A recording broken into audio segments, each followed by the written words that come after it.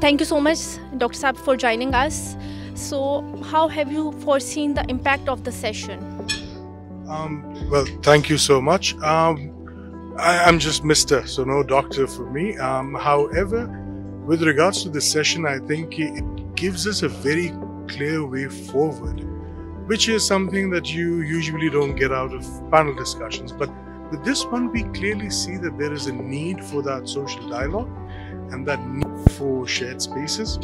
And I think definitely we're going to be seeing more collaboration between the provinces, between one another, and also between the federal government and the provinces. And that's definitely a way, a step up from where we are right now. So that's definitely something that's going to be happening.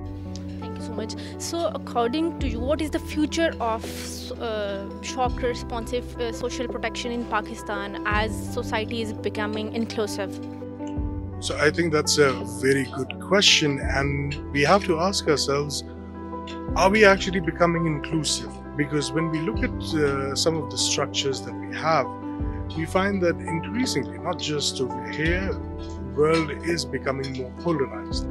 Now, that usually requires us to develop institutions and develop organizations which can actually take the voices of everybody and leave no one behind. I don't mean this as fun, but we need to make sure that whatever institutions we develop and whatever we have, they are not top down.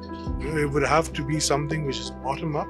Now in Pakistan, we have a particular issue which we need to address, and that is that of institutions that people, let's say, have developed themselves. We've inherited a state structure. What we need to do is now work with whatever we have to develop something which can bring about participation from each and every member of society. So I think that is something that we would have to look very closely into and move towards. So, okay, in last, if you could discuss some of the policy recommendations which have been discussed in the roundtable. So, I think one of the policy recommendations which comes quite clearly is the need for devolution and the need for having a more active role of local governments within social protection. Is also something which came about repeatedly, that if we want to develop shock responsive systems, if we want to develop systems which are quite easily adapted to the needs of the people in a particular area, we need to have that local government structure. So I think that's, and not just a local government structure, but a structure which is then able to not just represent people, but also respond to them effectively and efficiently.